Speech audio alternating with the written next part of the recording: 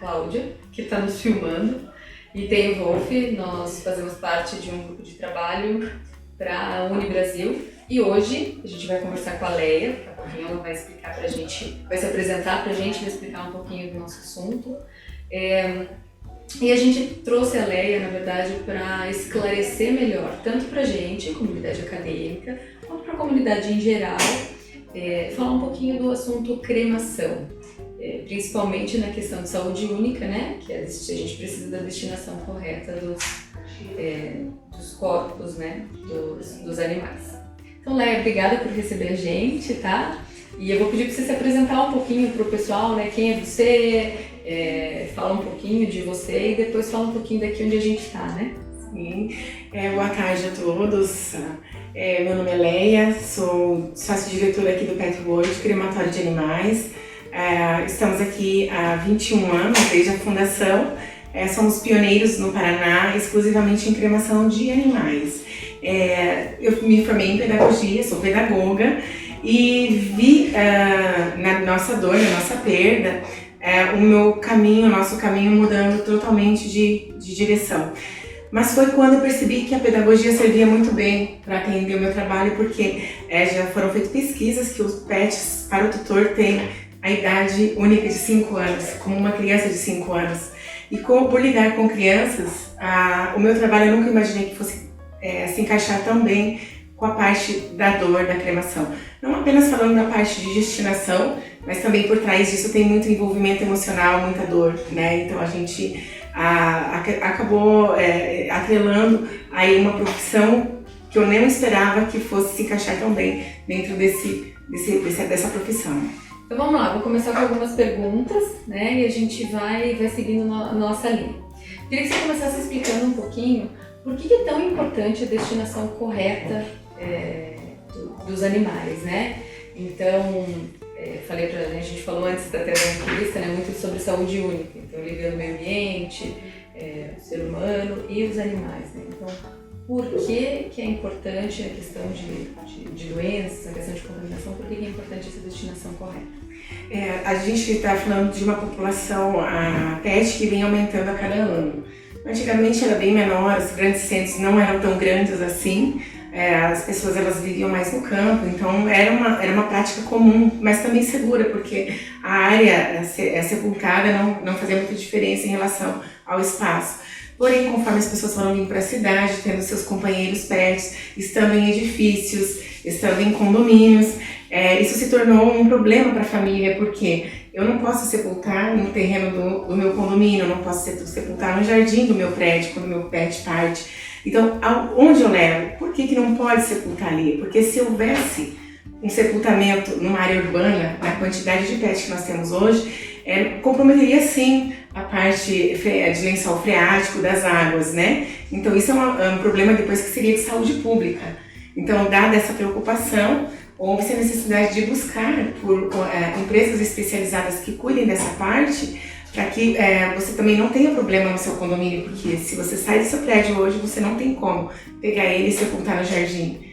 Hoje, cada vizinho toma o seu destino. E assim, então, permitindo que o quê? Que o solo seja protegido pela quantidade e pela demanda de famílias que hoje têm seus animais, que às vezes não é só um, às vezes são 3, 5 ou até 50, 60, como nós já conhecemos. Me fala uma coisa, só antes da gente passar para a próxima pergunta. Aqui a gente está falando só de pequenos animais ou a gente está falando de grandes também? Nós estamos falando desde o peixinho até o cavalo. O cavalo, bovinos, equinos, inclusive nós fazemos um trabalho também junto, em parceria, né, com as prefeituras, né, para os grandes portes, né, porque eles não podem ser sepultados nas áreas urbanas, né? Então a destinação precisa ser correta, então a gente tem um trabalho também para os grandes animais. Legal. E me fala um pouquinho, agora vamos entrar um pouquinho na questão legislativa, não legislativa em si, não que seja uma lei, mas na regulamentação, né? A gente conversou, né? A gente está afastado, a gente não está em Curitiba, né? Quero que você fale um pouquinho por que a gente está aqui, onde a gente está, né? Por que a gente está aqui, por que a gente não está lá no centro de Curitiba. Eu sei que existe toda a regulamentação, queria que você passasse um pouquinho isso para as pessoas. Sim, logo que nós iniciamos a atividade em 2003, então foi colocado pelo IAT, que hoje IAT, né, na época era o IAP, que não se poderia ser na cidade, não poderia ser na cidade devido aí ao espaço, né? Então, inclusive, para se abrir o crematório foi preciso ir até a Comec para ver se dentro de 20 anos, no espaço que a gente teria no urbano, não teria ali o problema de uma rodovia, uma avenida, né? Então são análises minuciosas, inclusive de ar, posição migratória das aves em relação à fumaça que sai. É preciso biólogo, é preciso geólogo para vir analisar e fazer o nosso plano de controle ambiental. Todo esse plano de controle ambiental é o que determina se você vai poder ou não abrir naquele local. Então, segundo as determinações do IAT, todas as normas que eles colocam sobre solo, água, se estiverem de acordo, você pode ter. Então, como nós estamos com 32 mil metros de área verde, também com distanciamento urbano, os requisitos são mais cumpridos do que estando nos grandes centros. Porque só por ali, por já estar em uma área urbana, eu já teria um comprometimento em relação às normas que nos são exigidas em relação a esse cuidado de solo, de água e também de ar. Todas essas normas são do IAT. São do IAT. Obedece ao IAT. Exatamente. E me fala um pouco, vocês enfrentaram barreiras culturais em relação à cremação ou não? Porque assim, até a questão humana ainda existe, né? Barreiras culturais. Existe uma desinformação, vou chamar de desinformação, que é o que eu faço com o meu animalzinho o dia que ele vai embora, né? E existe a questão da barreira cultural, que é, tá, mas eu não vou para esse lado, eu vou cremar, né? Explica um pouquinho se vocês passaram por isso, né? Ou não, e como que tá hoje, né? Melhorou, não melhorou? Sim, Dani, no início, assim, a gente teve bastante barreiras culturais, até porque o sentimento do pet não era tão reconhecido na sociedade como ele é hoje, né? Os benefícios que o pet causa para as pessoas, emocionalmente falando, né? Eles se beneficiam muito com a nossa presença, mas nós muito mais com a presença deles. Então, no momento em que isso foi dado como uma importância, a configuração mudou. Mas antes disso, quando o pet era só a casinha para fora, a comidinha do lado de fora, uma corrente no pescoço, ali era assim, mas como? Funerária para cachorro? Não existe isso, não pode existir isso, não deve existir isso. Então, realmente, a barreira foi bem grande. Mas, devagarzinho, aí, ao longo da existência, a gente foi percebendo essas quebras de tabus e as pessoas foram aceitando melhor, porque o benefício que o pet hoje causa na vida das pessoas é muito maior. Sim, isso a gente sabe, né? É por isso que a gente está nessa profissão, mas é isso mesmo. E agora, acho que a principal pergunta aí, né, que todo mundo vai falar. Então, para informar o cidadão, o tutor, né, não sei como a gente vai chamar. Então, por exemplo, se eu tenho um animalzinho, quais são as minhas opções? Então, se eu ligo para você e falo, Leia, quais são as opções? O que vocês aqui oferecem para o tutor, né? Então, eu imagino que são várias opções, não vamos entrar nos preços, né? Mas me fala as opções, o que a gente tem, o que traz cada uma, quais as vantagens, desvantagens, né? O que a gente pode ter de diferença? Sim, a gente até estava conversando, eu e a Cláudia, um pouco antes, né? Passando algumas informações para ela. Justamente isso, na questão ali dessa preocupação nossa, em bem atender, a gente, assim, as pessoas dizem, mas cremar é algo só para o público A, é algo para o público B. Não, hoje em dia a cremação, ela é algo emocional. A gente tem pessoas de classe A que cremam no coletivo porque querem que as cinzas ficam no nosso jardim.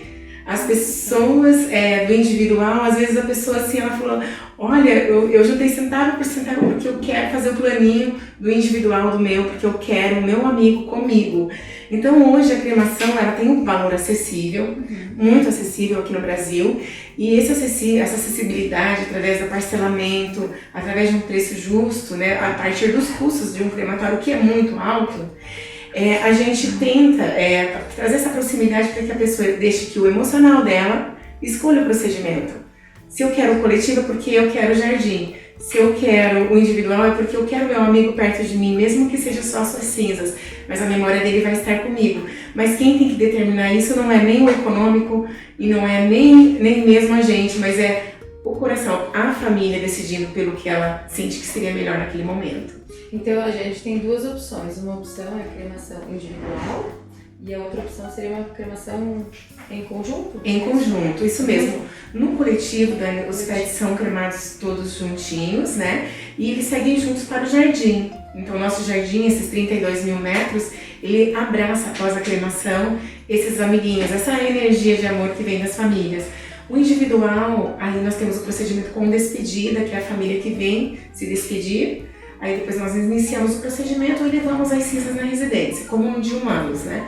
E também a opção sem despedida, que nós buscamos na residência. A pessoa precisou, eu quero cremar o meu amigo no individual. Aí nós buscamos na residência, trazemos, fazemos o procedimento e retornamos com as cinzinhas para casa. Ah, então vocês têm das duas maneiras, né? Vocês têm o transporte, ou seja, vocês podem fazer a coleta, né? Podem buscar, ou as pessoas podem vir até aqui. Também é possível pode. que pode. Sim, mas a maioria ainda prefere que a gente vá buscar pela distância, pela comodidade, como nós comentamos há pouco, né? São 25 quilômetros do centro de Curitiba, nossa área. Então, nessa comodidade, as famílias ainda preferem que a gente vá buscar.